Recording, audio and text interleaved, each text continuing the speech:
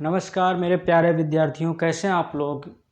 इस वीडियो में हम पढ़ेंगे रासायनिक अपक्रिया के बारे में कि रासायनिक अपक्रियाएं कितने प्रकार की होती हैं। और ये क्लास 10th का केमिस्ट्री का पहला चैप्टर है। तो इसका एक या तीन वीडियोज की रासायनिक संतुलित समीकरण किस प्रकार से होते हैं, यह समीकरण को किस प्रकार से संतुलित किया जाता है, उसके 2 वीडियोज उपलब्ध हैं। और उसके बाद रासायनिक अपक्रिया कितने प्रकार की होती हैं और जो पहली रासायनिक अपक्रिया है संयोजन या योगात्मक या संश्लेषण अपक्रिया, वो भी आपको मिल जाएगा। तो ये हमारा अगला वीडियो होगा जो कि अपघटन अपक्रिया के बारे में इसमें चर्चा होगी कि डीकम्पोजिशन रिएक्शंस क्या होते हैं और इनके एग्जाम्पल्स कौन कौन से हैं। तो हम देखते हैं यहाँ पर कि अपघटन अपक्रियाएं क्या हैं। ठीक है, तो जैसा कि हमने बात किया था कि रासायनिक अपक्रियाएं कितने प्रकार की होती हैं, वो पिछले वीडियो में आपको मिल जाएगा। तो इस वीडियो में जो कि दूसरी रासायनिक अपक्रिया है, इसका नाम है अपघटन अपक्रिया या डीकम्पोजिशन रिएक्शंस। अपघटन का सीधा सा मतलब होता है अलग अलग हो जाना, टूट जाना, विखंडित हो जाना। अप का मतलब ही दूर होता है। अप का मतलब क्या होता है? दूर हो जाना। तो दूर होने की जो घटना होती है, जो उसको कहा जाता है अपघटन अपक्रियाएं।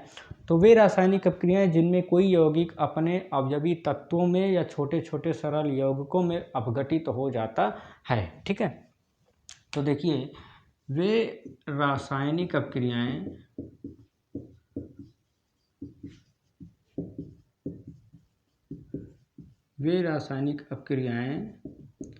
जिनमें कोई यौगिक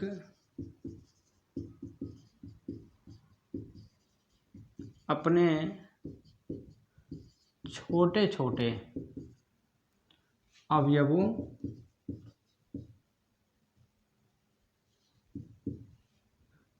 या तत्वों में अपघटित हो जाता है या टूट जाता है,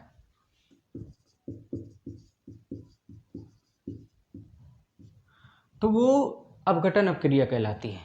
मतलब एक ऐसी रासायनिक अपक्रिया, एक ऐसा केमिकल रिएक्शन जिसमें कि कोई यौगिक, कोई एक पदार्थ, जैसे जल एक यौगिक है, सोडियम क्लोराइड एक यौगिक है, सल्फर डाइऑक्साइड एक यौगिक है, इसी प्रकार से ग्लूकोज C6H12O6 एक यौगिक है। मतलब इस दुनिया में यौगिकों का पूरा भंडार भरा पड़ा है। कोई भी यौगिक जिन चीज़ों से वो मिलकर बना होता है, अगर उन्हीं तत्वों में वो विभाजित हो जाता है तो वो क्या कहलाता है? अपघटन अपक्रिया कहलाता है। मतलब सिंपल सी बात है, जिन चीज़ों से मिलकर कोई पदार्थ बना हो, जैसे अब क्या है, ये मकान बना है, अब इस मकान को क्या करें हम? तोड़ डालें। जब तोड़ेंगे तो ये क्या कहलाता है? ये अपघटन अपक्रिया कहलाती है। तो तोड़ेंगे तो क्या क्या निकलेगा? इसमें से ईंट अलग हो जाएगा, सरिया अलग हो जाएगी, मोरंग मसाला अलग हो जाएगा। तो इन जिन चीज़ों से मिलकर बना था वो चीज़ अलग हो गई, तो ये कहलाती है अपघटन अपक्रिया। तो उसी प्रकार से इसमें होता है कि कोई भी यौगिक किसी न किसी तत्वों से मिलकर बना होता है। तो जब वो ताप के द्वारा या ऊष्मा के द्वारा या विद्युत के द्वारा उसमें रासायनिक अपक्रिया होती है, तो वो क्या होता है? जिन चीज़ों से मिलकर बना होता है उन तत्वों में विभाजित हो जाता है, अलग अलग टूट जाता है। तो इसको कहा जाता है अपघटन अपक्रिया कहते हैं। इस प्रकार की अपक्रियाएं ऊष्मा द्वारा या प्रकाश द्वारा या विद्युत द्वारा संपन्न होती हैं। तो किन किन के द्वारा संपन्न होती हैं? ये क्रियाएं ऊष्मा द्वारा, प्रकाश द्वारा या विद्युत द्वारा संपन्न होती हैं। मतलब इन अपक्रियाओं को होने के लिए प्रकाश की आवश्यकता पड़ती है। प्रकाश की आवश्यकता या प्रकाश की उपस्थिति में इस प्रकार की रासायनिक अपक्रियाएं होती हैं। ऊष्मा की मतलब हीट, ऊष्मा की उपस्थिति में ये अपक्रियाएं होंगी, या विद्युत द्वारा या विद्युत ऊष्मा के द्वारा अपघटन अपक्रियाएं होती हैं। तो अपघटन अपक्रियाएं होने के लिए हमें इनकी आवश्यकता पड़ती है और बिना इनके ये रासायनिक अपक्रियाएं नहीं हो सकती हैं। तो यहाँ पर हम देखेंगे कि अपघटन अपक्रियाएं भी 2 प्रकार से हो सकती हैं। एक होता है ऊष्मीय अपघटन, दूसरा होता है विद्युत अपघटन। तो पहला क्या होता है, ऊष्मीय अपघटन होता है और दूसरा जो होता है विद्युत अपघटन। तो कितने प्रकार से हो सकती हैं, ऊष्मीय अपघटन और दूसरा विद्युत अपघटन। सिंपल सी बात, जैसे मैंने अभी बताया कि इस प्रकार की रासायनिक अपक्रियाएं ऊष्मा के द्वारा, प्रकाश के द्वारा या विद्युत के द्वारा होती हैं। तो यहाँ पर दो प्रकार की से हम रासायनिक अपक्रियाओं को करेंगे, ऊष्मीय अपघटन द्वारा और विद्युत अपघटन द्वारा हम करते हैं। और इस प्रकार की जो रासायनिक अपक्रिया होती है, अपघटन अपक्रिया, वो रिवर्सिबल होती है। रिवर्सिबल का मतलब अगर किसी चीज़ का अपघटन कर दिया जाए फिर उसको पुनः उसी स्थिति में लाना है तो वापस आ सकती है। तो इस प्रकार से ये होता है। अब हम देखेंगे कि ऊष्मीय अपघटन क्या होता है, तो इसको मैं मिटा देता हूँ। ऊष्मीय अपघटन, तो आप हमारे साथ बने रहें, निश्चित रूप से आपकी सभी समस्याओं का सल्यूशन होगा। पहला है ऊष्मीय अपघटन क्या होती है। थर्मल डिकम्पोजिशन इसको बोला जाता है। ऊष्मीय अपघटन को क्या बोलते हैं, थर्मल डिकम्पोजिशन।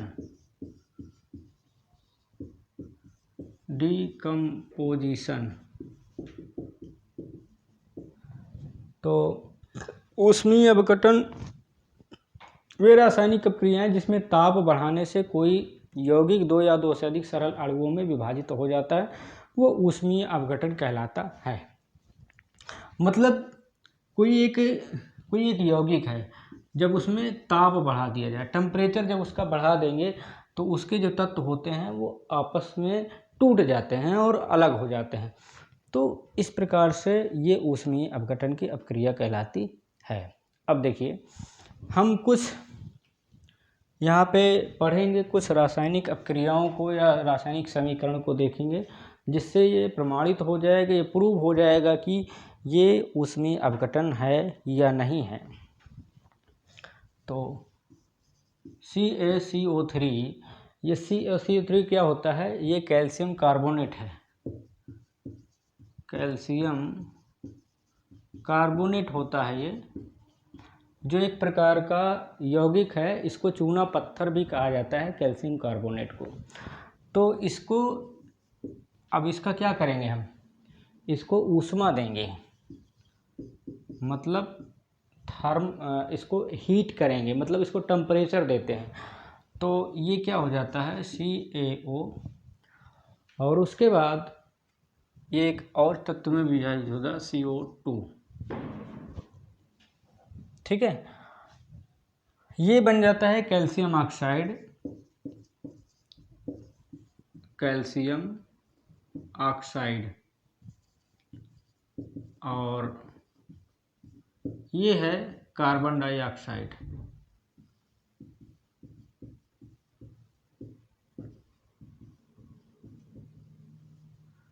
तो इस प्रकार से यहाँ पर हमने देखा कि जब कैल्शियम कार्बोनेट को जब ऊष्मा दिया गया, जब इसको टेम्परेचर दिया गया, मतलब इसको गर्म किया गया, ठीक है, तो परिभाषा क्या बनती है, जब किसी यौगिक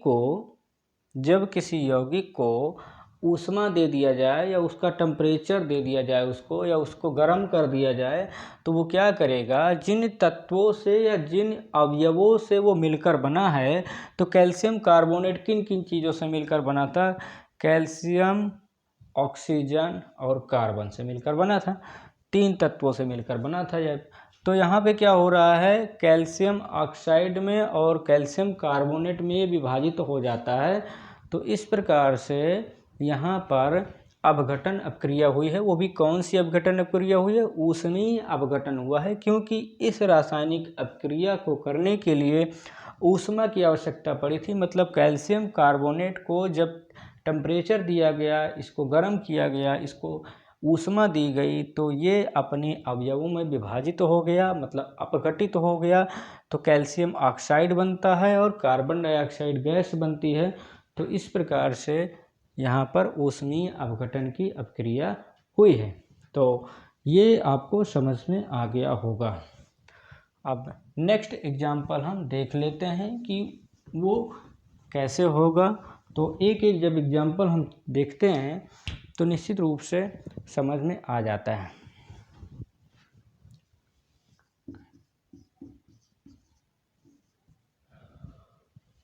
यहाँ पे 2KClO3 ये है पोटेशियम क्लोरेट पोटेशियम क्लोरेट है ये।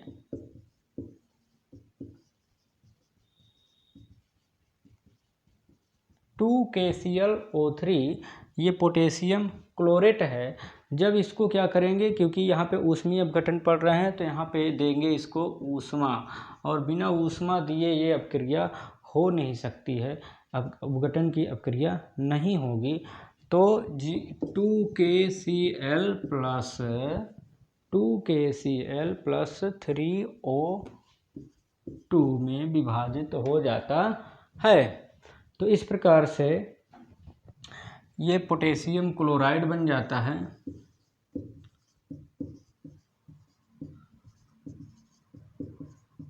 पोटेशियम क्लोराइड, और ये है हमारा ऑक्सीजन। तो इस प्रकार से हमने देखा कि यहाँ पर क्या हो रहा है, ऊष्मीय अपघटन हो रहा है। देखिए यहाँ पे पोटेशियम क्लोराइड क्या है, एक यौगिक है। जब इस यौगिक को ऊष्मा दिया गया, मतलब टेम्परेचर दिया गया, इसको हीट किया गया, तब क्या हो गया, ये अपने अवयवों में विभाजित हो गया। जिन चीज़ों से मिलकर बना था उसमें अपघटित हो गया। तो इस प्रकार से यहाँ पे ऊष्मीय अपघटन अपक्रिया हुई है, जिसके फलस्वरूप क्या क्या बन रहा है। देखिए अगर इसको ठंडा कर देंगे तो फिर यही बन जाएगा। इन दोनों को जब मिला देंगे, ये रिवर्सिबल अपक्रिया होती है, ऐसे कर देंगे तो फिर ये पुनः बन जाता है। तो ये रिवर्सिबल अपक्रियाएँ होती हैं जो कि पुनः अपनी पूर्व अवस्था में आ सकती हैं। तो इस प्रकार से ऑक्सीजन और पोटेशियम क्लोराइड का निर्माण होता है। तो हमने देखा कि यहाँ पर किस प्रकार से हम ऊष्मीय अपघटन कर सकते हैं। और इस प्रकार से अगर कहीं आपको एग्जाम्पल दिया रहे, अगर पूछ ले कि यहाँ पर किस प्रकार की अपक्रिया हुई है, तो आपको समझ जाना चाहिए कि यहाँ एक यौगिक है, इसको ऊष्मा दी गई, तो ये यौगिक जो है अपने अवयवों में देखो अलग अलग विभाजित हो गया। तो हमें समझ जाना चाहिए कि यहाँ पे ऊष्मीय अपघटन रासायनिक अपक्रिया हुई है। अब हम देखेंगे विद्युत अपघटन के बारे में। तो आपको सारी समस्याएं आपकी सॉल्व हो जाएंगी, लेकिन क्या है ना, जो स्टूडेंट होते हैं उनको फर्जी के वीडियो, डांस नचनिया वाला वीडियो उनको ज़्यादा अच्छा लगता है। पढ़ने लिखने वाली चीज़ें उनको अच्छी ही नहीं लगती हैं। तो कहाँ से भाई देखेंगे। अभी कोई ऑर्केस्ट्रा नाच गाना जो फेसबुक रील्स होती है, मैं देखता हूँ बहुत सारे स्टूडेंट्स को, वो सारा दिन बैठ के ना, उनको मोबाइल मिल जाए तो सारा दिन फर्जी के वीडियो इधर उधर देखते रहते। अरे पढ़ाई करो, कुछ अच्छा करो। हम लोग इतनी मेहनत कर रहे हैं, रात के 12 बजे हैं, वीडियो बना रहे हैं आपके लिए, तो कम से कम इतना तो आपको चाहिए कि अपनी पढ़ाई में अपने माता पिता के पैसे की बर्बादी ना करो। तो इस प्रकार से अब देखते हैं विद्युत अपघटन क्या होता है।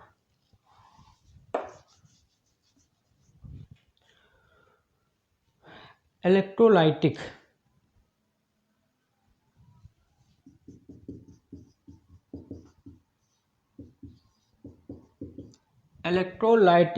डिकम्पोजिशन या इलेक्ट्रोलाइसिस इसको कहा जाता है। मतलब जैसे अभी हमने ऊष्मीय अपघटन में देखा कि ऊष्मा के द्वारा रासायनिक अपक्रिया की गई। अब इसमें क्या होता है, विद्युत अपघटन के द्वारा जो है, यहाँ पे हम अपघटन अपक्रिया के बारे में देखते हैं। तो किसी विद्युत अपघटन अम्ल, क्षार या लवण हो सकता है। किसी विद्युत अपघटन अम्ल हो, क्षार या लवण। हम जानते हैं कोई भी यौगिक या तो अम्लीय होता है, या क्षारीय होता है, या लवणीय होता है। इसके जलीय विलयन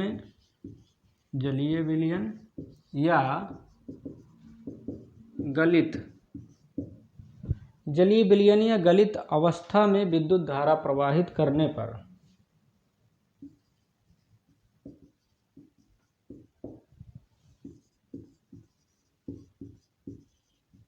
विद्युत धारा प्रवाहित करने पर, जब विद्युत धारा प्रवाहित करते हैं तो उसका क्या हो जाता है, उसका अपघटन हो जाता है।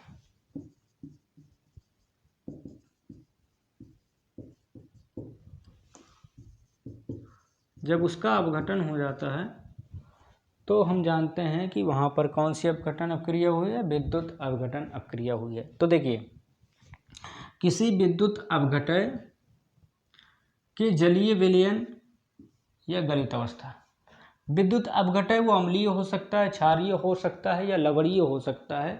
तीन ही चीज़ों में होते हैं। यदि दुनिया में जितनी भी यौगिक है ना, या तो वो यौगिक अम्ल होगा या क्षार मतलब अम्लीय होगा या क्षारीय होगा या लवणीय होता है। तो उसी विद्युत अपघटय के जलीय विलयन में, जलीय विलयन का मतलब समझते हैं, मतलब उसको जल में घोलने पर या गलित अवस्था में हो, वो पदार्थ किस अवस्था में हो, वो यौगिक जो है गलित अवस्था में हो या जलीय विलयन के रूप में हो, जब उसमें हम विद्युत धारा प्रवाहित करते हैं तो उसका अपघटन हो जाता है। मतलब वो यौगिक जो है अलग अलग विभाजित हो जाता है। तो उस प्रकार से उसको हम कहते हैं विद्युत अपघटन की अपक्रिया कहा जाता है। अब इसका एग्जाम्पल हम देख लेते हैं तो मतलब क्लियर हो जाता है कि हाँ कैसे होता है ये। ठीक है, 2H2O, 2H2O क्या होता है, ये जल होता है। जब इसका विद्युत अपघटन करते हैं, विद्युत अपघटन जब इसका किया जाता है तो ये क्या होता है, अपने तत्वों में विभाजित हो जाता है। 2H2 plus O2, 2H2 plus O2 में ये विभाजित हो गया। ठीक है, तो हमने देखा कि यहाँ पर ये जल है, और जल क्या होता है, जल एक यौगिक होता है, और ये किस रूप में है, लिक्विड रूप में होता है, गलित अवस्था में होता है। और ये जल अम्लीय भी जल भी होता है और जल लवणीय भी हो सकता है। तो मैंने जैसे कि अभी परिभाषा मैंने बताया था कि कोई यौगिक जो कि विद्युत अपघटय मतलब अम्लीय, क्षारीय या लवणीय की अवस्था में हो या गलित अवस्था में हो, उसमें विद्युत धारा प्रवाहित किया जाता है। जब H2O में विद्युत धारा प्रवाहित करेंगे, मतलब जल में जब विद्युत धारा प्रवाहित करते हैं तो ये हाइड्रोजन और ऑक्सीजन, चूँकि जल किससे मिलकर बना होता है, हाइड्रोजन और ऑक्सीजन से मिलकर बना होता है। तो यहाँ पे देखिए हाइड्रोजन अलग हो गया, ऑक्सीजन अलग हो जाता है। तो इस प्रकार से यहाँ पर विद्युत अपघटन की अपक्रिया हुई है। ये कैथोड पर हाइड्रोजन देता है और एनोड पर ऑक्सीजन देता है, एनोड पर ऑक्सीजन देता है। तो इस प्रकार से इस एग्जाम्पल में समझ में आया कि हाँ जल को हम कैसे उसका अपघटन कर सकते हैं, विद्युत अपघटन द्वारा।